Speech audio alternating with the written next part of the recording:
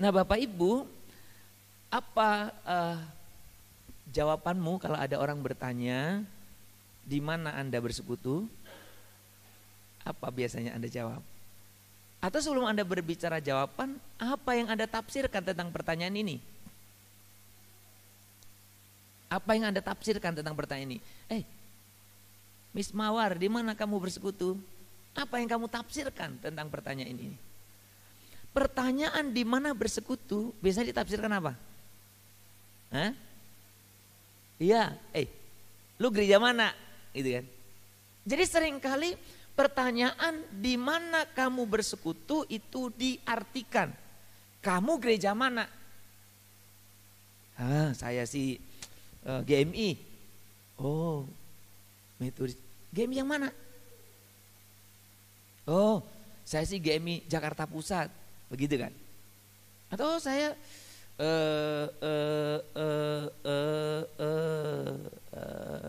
GKJJ lah.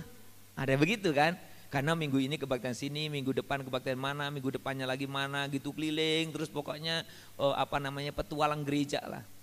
Ya dari gereja paling besar, paling kecil, ya datang. Dari paling hening, paling berisik, datang. Sekali lagi saudara, pertanyaan di mana engkau bersekutu kadang atau sering, atau bahkan boleh katakan selalu, kita perkecil. Atau kita persempit dengan di mana Anda bergereja. Nah kalau pertanyaan ini atau saran ini, biasanya Bu Sondang Napit nih yang suka umumkan. Bapak Ibu Saudara tinggal dulu sesudah persekutuan ini ya. Apa artinya? Bapak Ibu nanti yang pulang dulu ya. Selesai ini yang pulang. Oh umpamanya gitu ya, jangan nanti Anda gak pulang. Apa yang Anda artikan? Bapak Ibu nanti setelah persekutuan ini ada makan-makan. Itu kan? Ya, memang di sini banyak tapu di situ the point ya. Bapak Ibu selesai ini nanti ada makan gitu ya. Tapi gereja yang lain jarang gitu ngomong gitu. Bapak Ibu nanti setelah ini jangan pulang dulu ya. Kalau ada kata jangan pulang dulu, pasti di dalam sini pikirannya asik ya. Terutama perantauan yang sedang kuliah, kos-kosan pas bulan tua, ya kan? Asik, perbaikan gizi. Itu artinya. Maka teman-teman kadang-kadang ketika kita berbicara tentang persekutuan, itu artinya jadi tipis. Tentu enggak setipis sangge-sangge ya. Tipis lah gitu ya. Nah hari ini saya ingin mengajak kita melihat dari satu aspek lagi tentang persekutuan. Selama bulan Juni ini kita masih tetap berbicara tentang persekutuan. Karena berbicara stronger together itu memang betul-betul kita harus merasakan, mengalami ya togetherness lah gitu ya. Kita harus bersatu benar-benar mengalami kesatuan itu, kebersamaan itu. Ya kalau enggak ya cuma slogan saja, nanti takut saya dipleset-plesetkan ke sana ke sini ya. Nah kita akan membaca firman Tuhan terlebih dahulu. Yuk kita membaca dari Kolose pasal yang ke-3 ayat 15. Kita akan membaca bersama-sama. Oh saya sudah siapkan di slide ya. Yuk kita baca bersama-sama.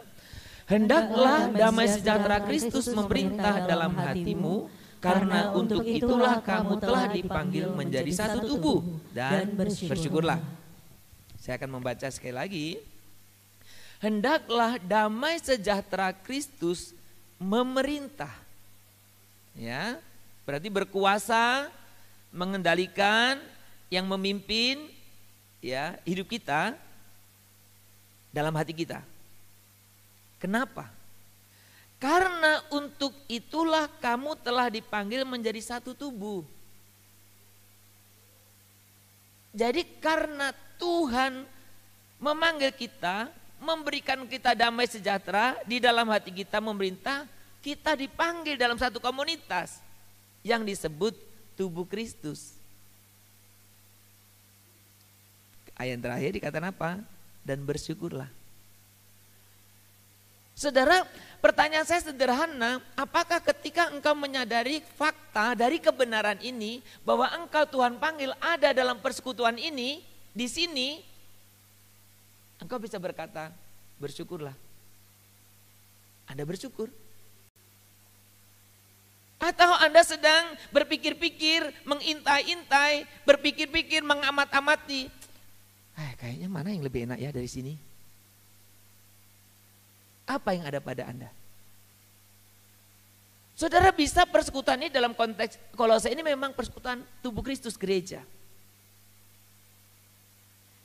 Kesadaran akan fakta dari kebenaran ini, Anda ada dalam sebuah komunitas, apakah Anda lihat itu sebagai sesuatu yang Anda syukuri?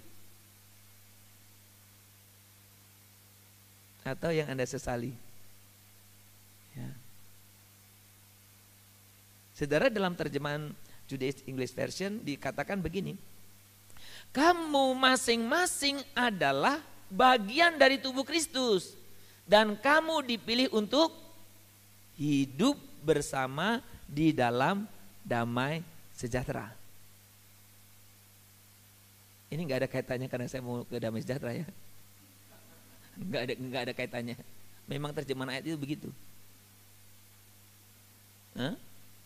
Saudara, hidup bersama-sama di dalam damai sejahtera.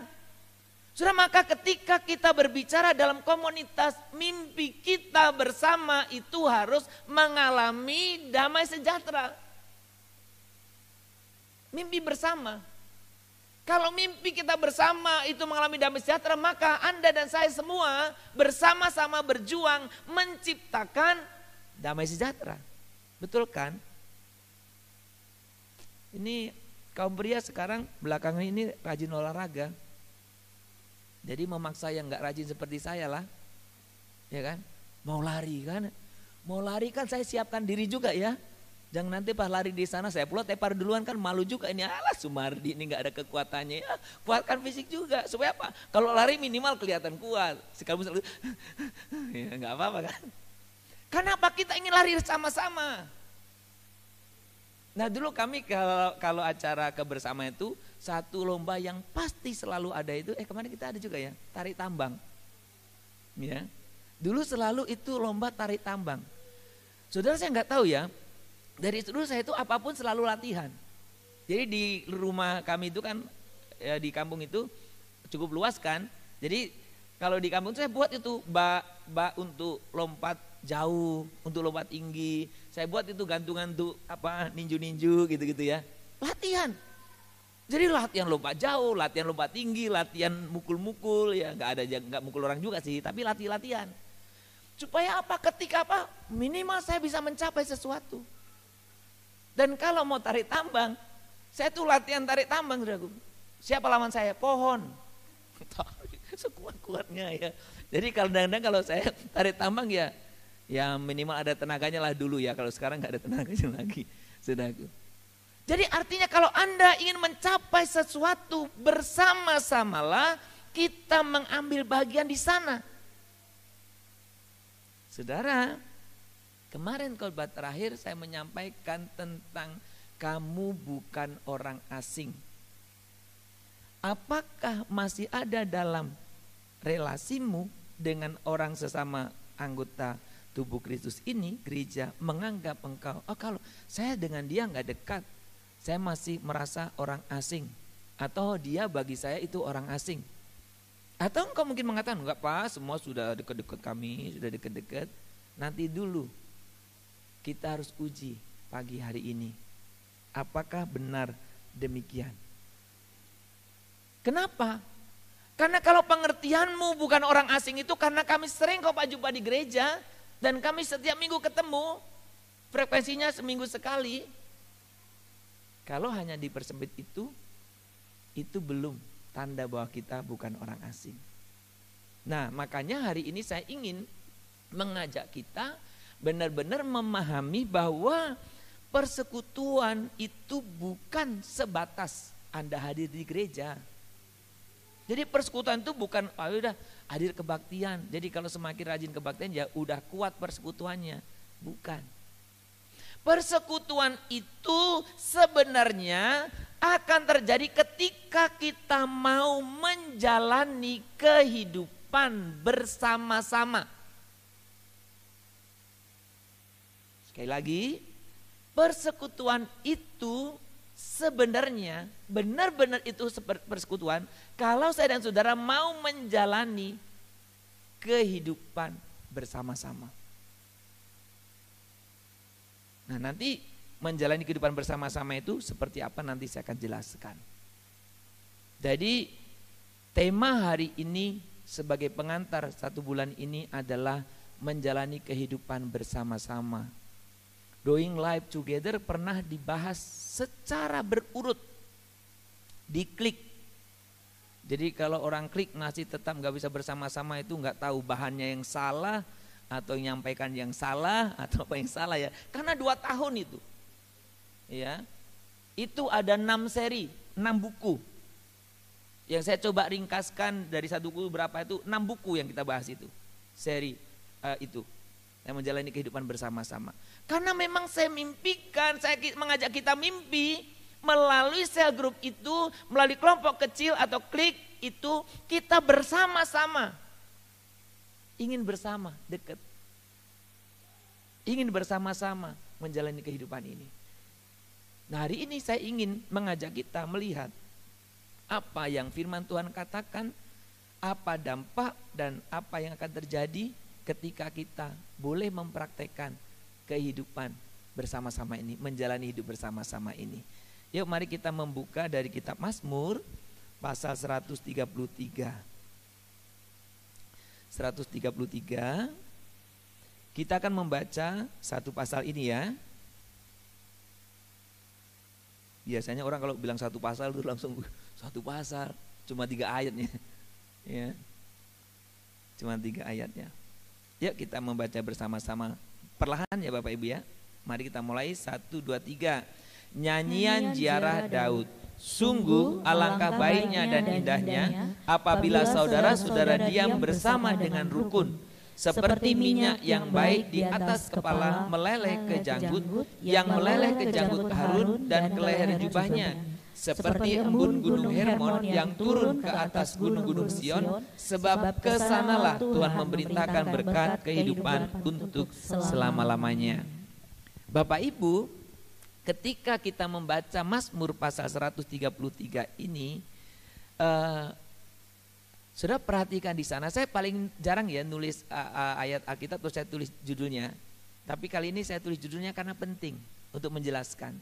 Ya, judul apa yang saya maksud di situ ada kata-kata nyanyian ziarah. Ya, pada waktu pandemi, waktu itu saya khotbah dari Mazmur 91 kalau tidak salah atau ya 91 ya. Saya jelaskan tentang ziarah.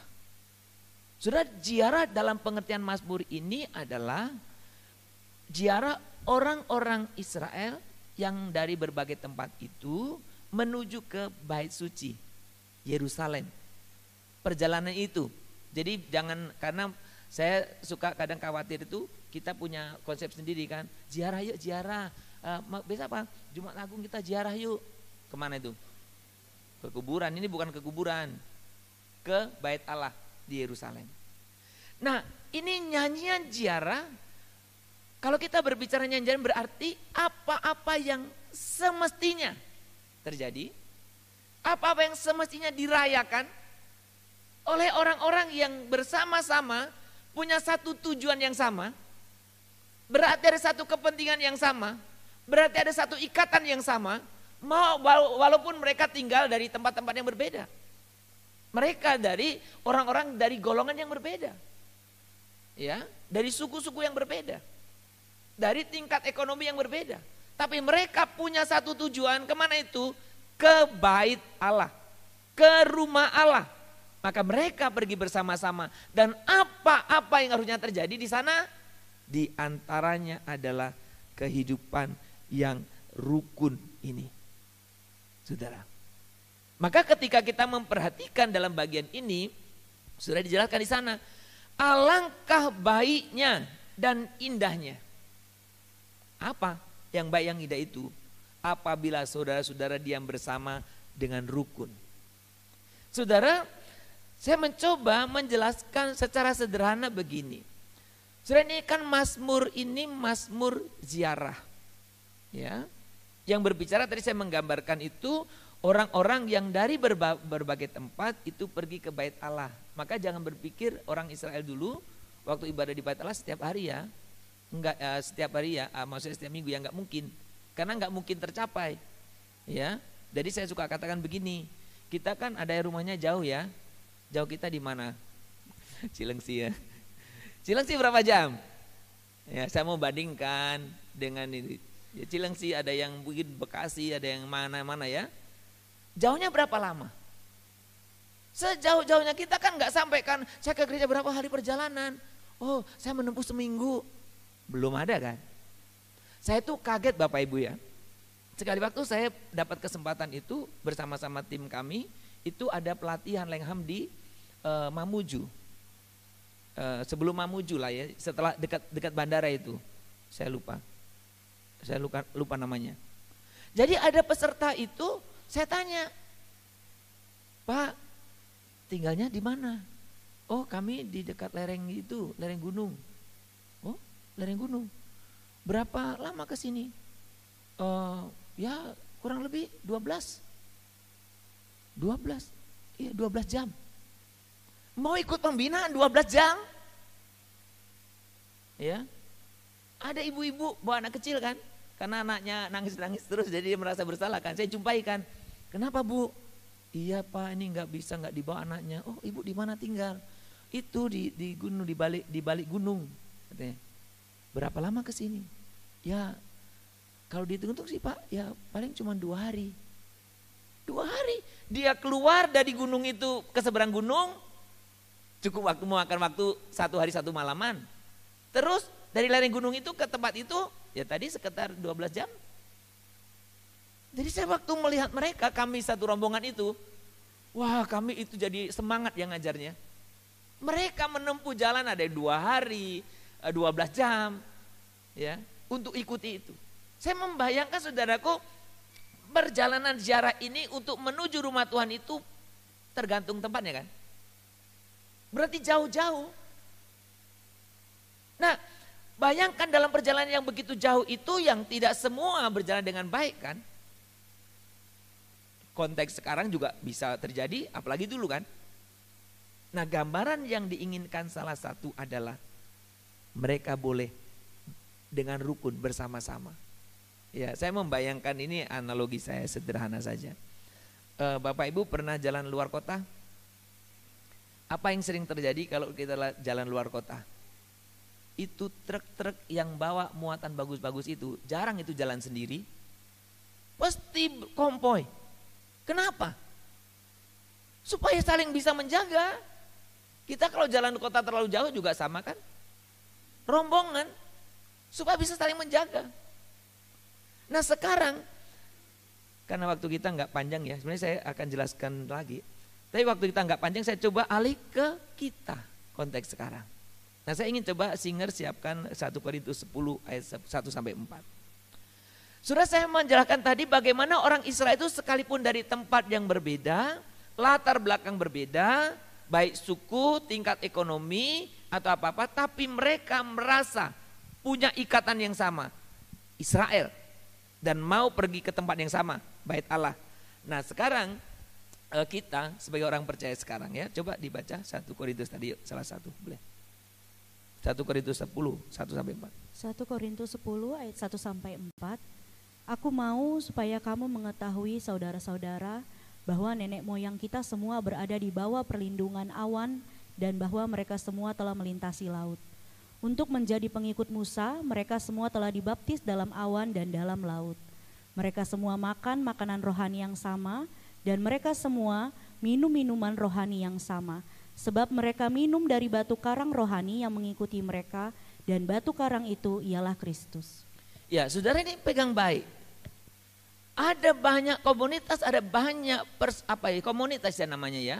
Itu didasarkan macam-macam. Ada yang suku, ada yang hobi, ada yang sesama memiliki umpamanya Scoopy, semua motornya Scoopy, Saji satu tim. Umpamanya Harley, semua Harley satu tim. Umpamanya apa mobilnya? Enggak tahu, Luxio ada enggak ya? Luxio, semua Luxio gitu ya. Jadi semua pokoknya sama-sama gitu, selera. Ada yang hobi main bola terus, main golf, sama. Nah saudara, kita ikatannya bukan begitu. Ikatan dalam persekutuan kita bukan seperti itu. Ikatan persekutuan kita itu dikatakan dalam Alkitab tadi apa? Kita dikatakan nenek moyang kita dulu dipimpin oleh Tuhan yang sama. Mereka mengalami perlindungan tiang awan yang sama. Mereka mengalami penyertaan tiang api yang sama. Dan sekarang semua kita diikat oleh apa? Iman percaya kita kepada Kristus. Saudara, momen hari ini sebenarnya momen yang sangat bagus berbicara tentang kesatuan. Momen hari ini berbicara bagus tentang bagaimana kita bisa sehati. Karena ketika saudara mengikuti perjamuan kudus, itu diingatkan bahwa saya dan saudara ketika ambil unsur-unsur perjamuan kudus, makan roti atau hostima, minum anggur ataupun bentuk-bentuk lain, ya.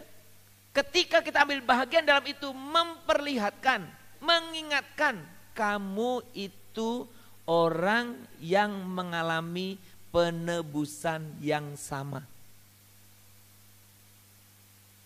Jadi dengan kata lain kita ini senasib. Orang-orang yang diselamatkan. Orang-orang yang punya mendapatkan anugerah. Teman-teman, kami punya orang tua rohani. Setiap kali ada orang teman juga yang orang tua rohaninya sama, maka setiap orang kadang-kadang kalau ambil Paskah-Sarjana di sini selalu melalui saya. Karena relatif di antara mereka itu saya yang paling tua. Kenapa? Enggak ada ikatan darah kami. Karena kami merasa sama-sama ditolong. Kami merasa sama-sama merasakan, oh dengan beliau-beliau ini kami bertumbuh imannya. Sekali lagi, saya dan saudara di sini ada ikatannya, bukan ikatan sama-sama suka atau ikatan selera sama, bukan. Tapi ikatannya di dalam Tuhan. Sudah, maka ikatan dalam persekutuan gereja ini harus menjadi ikatan di dalam rumah tanggamu juga. Ikatan yang bukan sekedar saya nikah sepakat bersama, bukan. Tapi ikatan dalam keluarga pun harus dijadikan ikatan di dalam Tuhan. Ikatan dalam kekeluargaan pun sama. Keluarga besar maksud saya. Jadikan ikatan yang punya dasar yang kuat. Ikatan di dalam Tuhan. Sehingga engkau mempunyai satu dasar yang kuat, bukan sekedar saudara. Karena kalau saudara nanti biasanya ketika orang tuanya sudah nggak ada, yang dulunya akur jadi nggak akur. Apalagi kalau orang tuanya masih ada sudah nggak akur. Orang tuanya ada jadi akur, Pak. Jarang itu. Yang akur aja jadi nggak akur, ya. Bagaimana yang tidak akur? Tapi kalau ikatan di dalam Tuhan ada, tidak ada orang tua bersama kita, kita tetap di dalam Tuhan itu. Saudara, lalu persekutuan itu seperti apa? Bentuk kebersamaan, bentuk kesatuan, alangkah baiknya dan indahnya bila saudara saudara seiman itu apa? Diam bersama dengan rukun.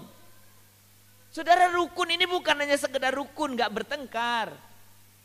Dalam konteks persekutuan rukun itu, kalau kita berbicara damai juga kan bukan, damai itu berarti gak ada perang. Bukan hanya itu.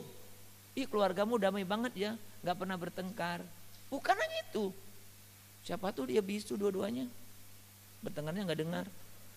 Ya. Jadi damai itu bukan berbicara itu saja Bapak Ibu. Tapi berbicara damai, alangkah baik dan indah itu berbicara apa? Aktif. Nah, dalam konteks persekutuan, aktif itu bisa nyata. Melalui apa? Persekutuan yang di dalamnya ada bagaimana kita mengasihi dengan tidak mementingkan diri sendiri. Ada loh saudara orang mengasihi tapi mementingkan diri sendiri. Ya saya mengasihi kamu ya. Iya ini kalau kasih, ayo kasih. Mementingkan diri sendiri berarti. Mengasihi itu harusnya tidak mementingkan diri sendiri. Ya. Karena ketika persekutuan bersama-sama orang lain pun kita harus lihat yang sama dengan kita.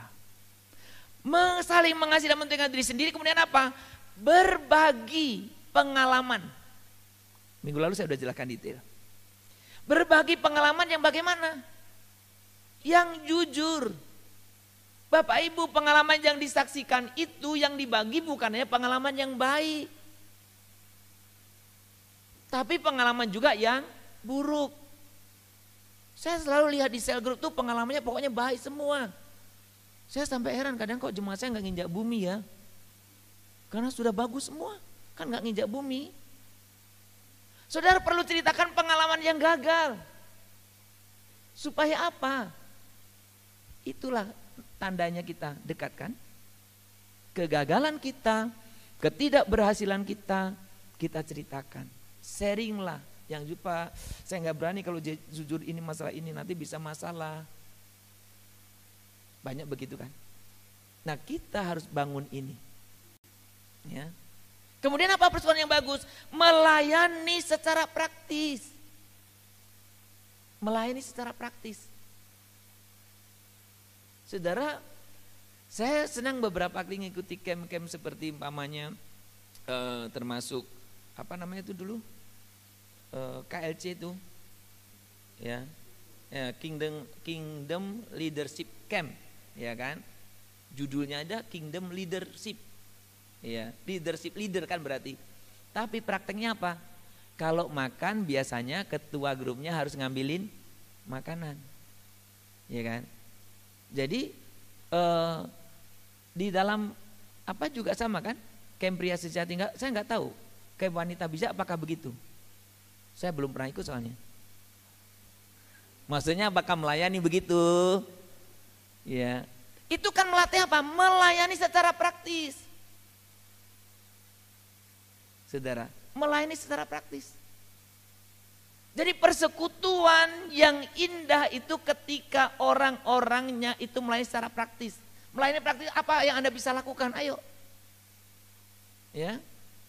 Ada satu pengalaman saya dulu masuk pertama kali melayani di gereja kan saudaraku. Kalau di gereja kan dari A sampai Z, gereja Jakarta Pusat mah enak ya. Semua lengkap kan. Gereja kecil mah kita dari A sampai Z. Ya saya sekarang juga sudah atur karena saya pasti akan melakukan A dari sampai Z. Saya sudah atur. Saya sudah polakan. Karena dari A sampai Z kita lakukan. Nah sekali waktu selesai acara. Kalau biasanya acara kan selesai semua. Permisi apa, semua pergi. Yang tinggal dengan siapa? Hamba Tuhan sendiri, teng bersama nasi dan tulang-tulang di situ ya kan. Ambil apa saya pel ya kan, pel. Biasanya itu saya langsung kunci gerbang ya supaya leluasa mengerahkan tenaga kan. Sekali waktu pas lagi ngepel itu, saudaraku, ada jemaat yang pulang ketinggalan sesuatu di gereja. Dia balik. Pertanyaan yang ngeselin saya. Loh, Pak Pendeta yang ngepel ya? Maksud lo ada malaikat dari surga turun ke bumi ngepel.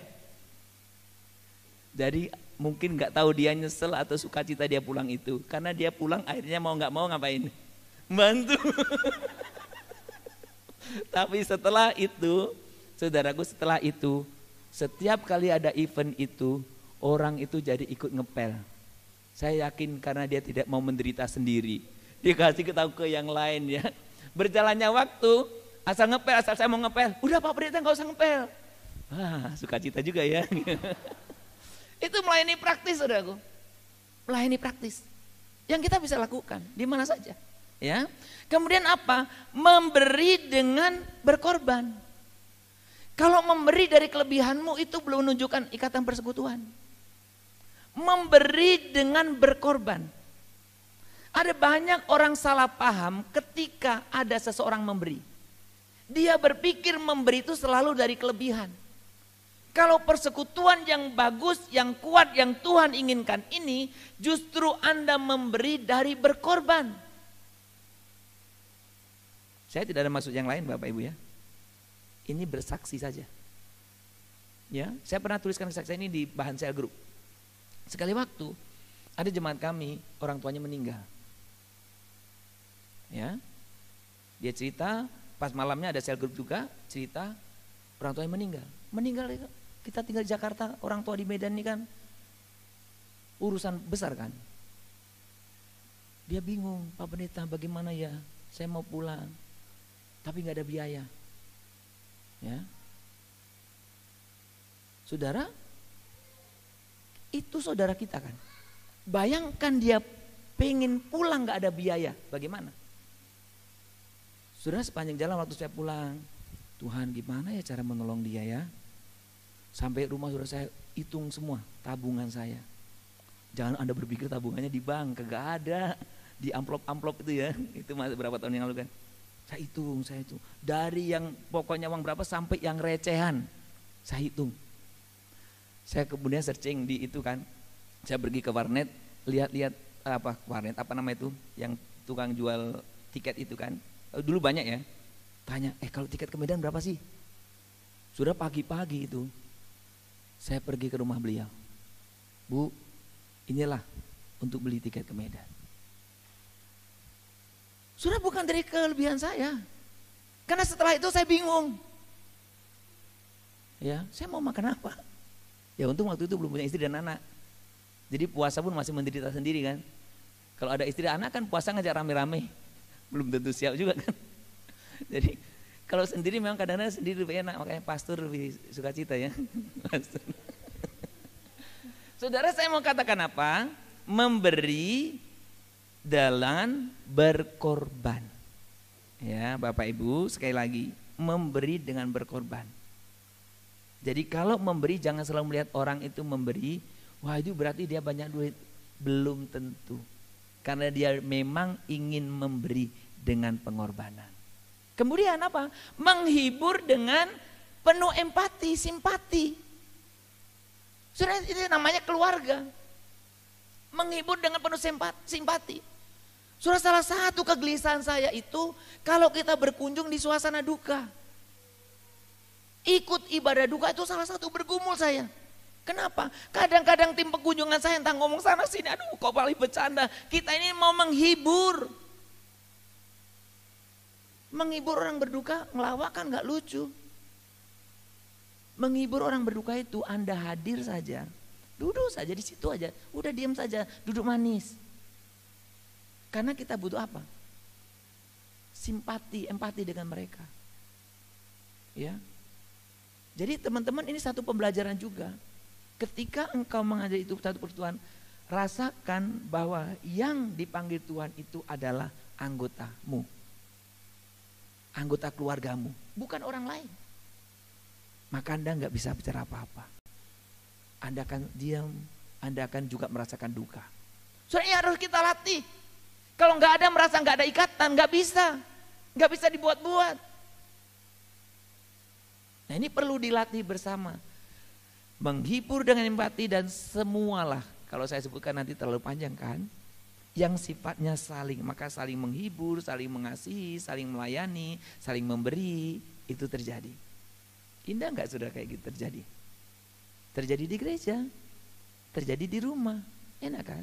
Di rumah kalau semua saling mengerti enak kan? Semua saling mengerti, oh ini apa yuk kita ini enak kan? Di gereja juga sama. Saudara, itu yang diinginkan. Kenapa? Ikatan kita di dalam Tuhan. Ya, ini perjamuan kudus ya. Sorry. Nah, saudara, di dalam Mazmur 133 tadi dijelaskan kalau itu terjadi, keindahannya itu digambarkan dengan dua metafora. Metafora pertama apa? Dikatakan seperti minyak di kepala Harun.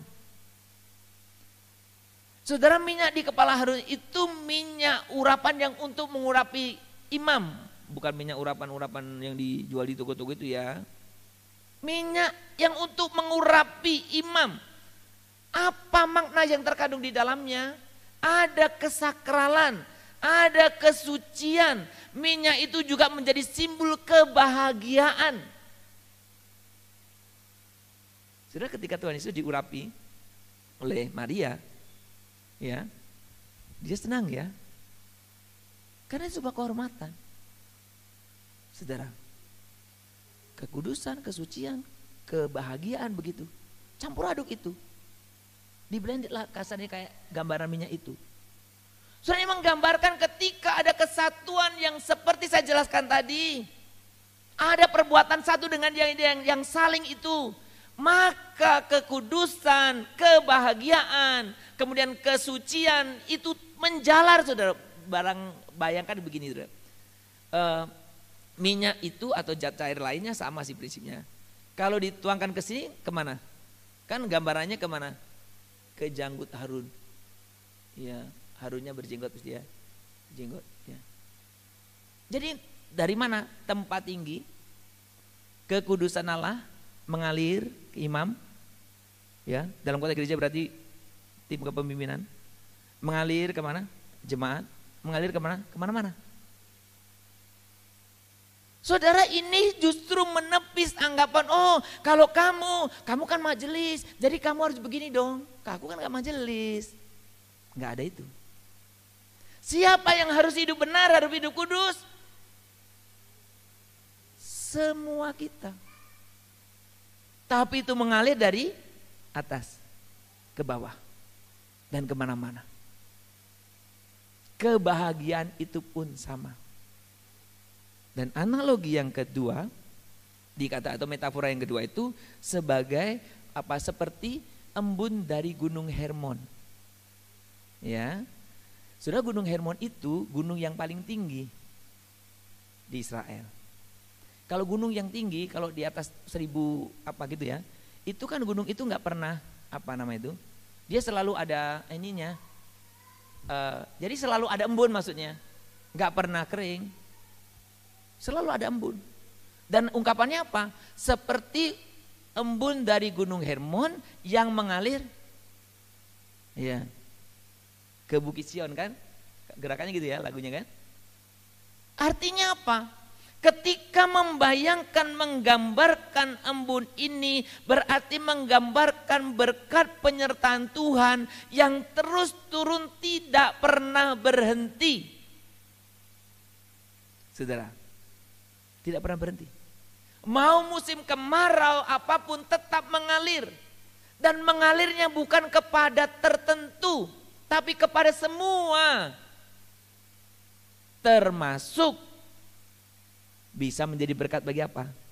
Lingkungan dan lain sebagainya. Saudara, ketika kita memahami kebenaran ini, kita akan menyadari betapa pentingnya dan betapa Tuhan memang ingin saya dan saudara itu hidup menjalani kehidupan bersama-sama.